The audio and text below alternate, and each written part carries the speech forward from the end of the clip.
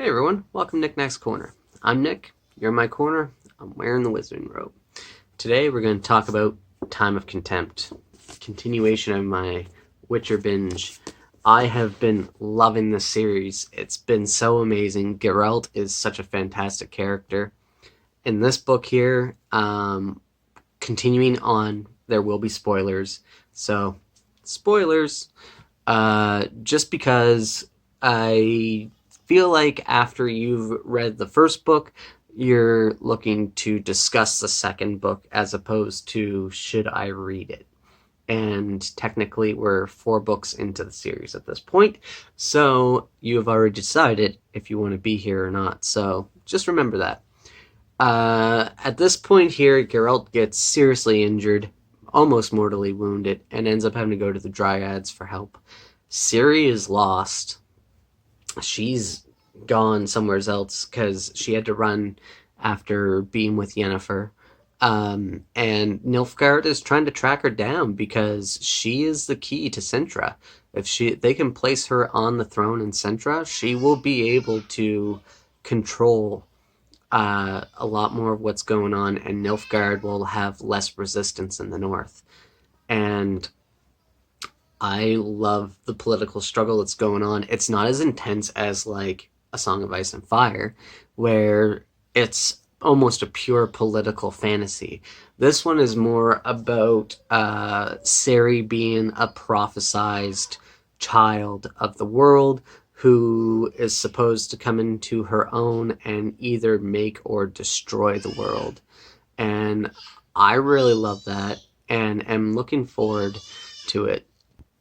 Sorry about that, children. So I feel like Time of Contempt is fantastic. I had mentioned that Ciri is on her own now, trying to escape the political landscape, and Nilfgaard is trying to control the north better, and Geralt is seriously injured.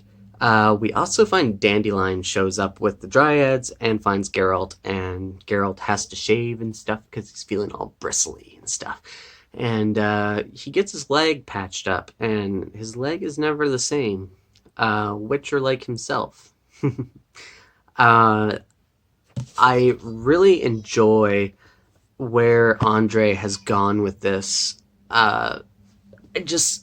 This one was another 5 out of 5 for me. It After Blood of Elves, it was a great follow up. It did a fantastic job of really conveying the story. I love Ciri's swordplay she does. She's always showing that she's learning more and more and more as she moves along. And I really love her as a character, almost as much as Geralt at this point in time. And Yennefer kind of takes a back seat in this story. She's in and out of it there, here and there, but Ciri is an amazing character, and I feel like when you get to this point at the Time of Contempt, you're starting to really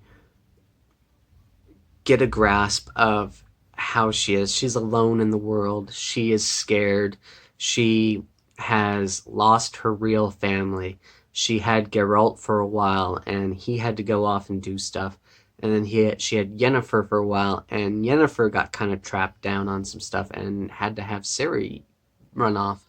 And I feel really bad for Ciri because she feels all alone, but she keeps persevering and pushing through the world time and time again. And I think that's one of the best things about her characters. I really love where we're going with this story. I'm really looking forward to seeing how this all plays out with Ciri.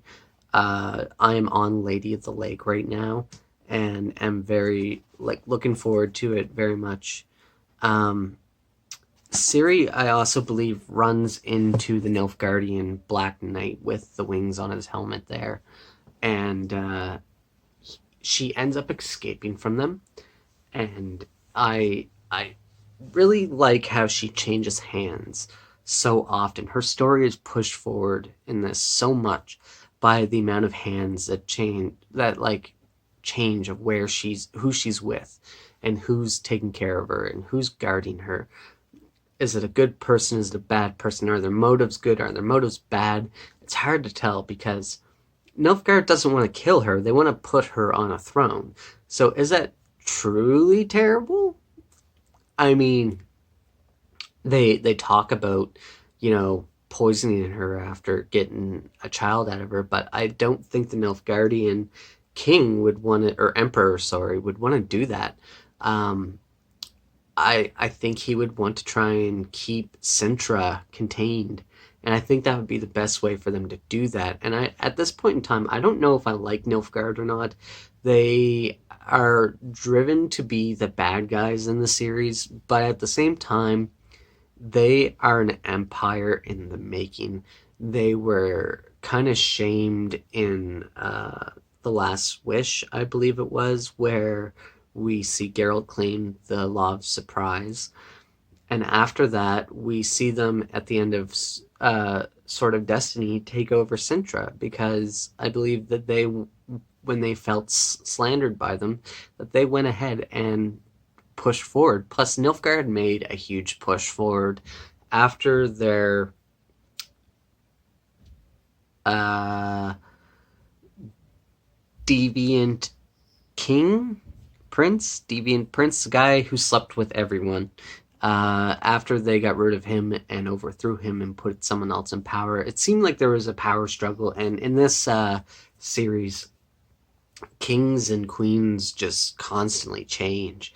This world is ever changing and ever growing, and I love that. We learn so many new characters, but the characters are also contained in a sense that they are through the eyes of Geralt and Ciri, and also Yennefer. We also get a few politicians as well. We get to see through their eyes, but it's usually during a story that Geralt or Ciri or Yennefer is telling us. So I do enjoy that. Anyway, guys, I'm going to wrap this video up right here. We're going to talk about the Baptism of Fire next. We will deep dive into these books later on down the road. I'm just giving a nice book review for you of what I thought of stuff, and I loved Time of Contempt. I think that and Blood of Elves are my two favorite in the series so far. And we'll talk about Baptism of Fire very shortly. So thank you very much, guys, and have a wonderful day. See ya.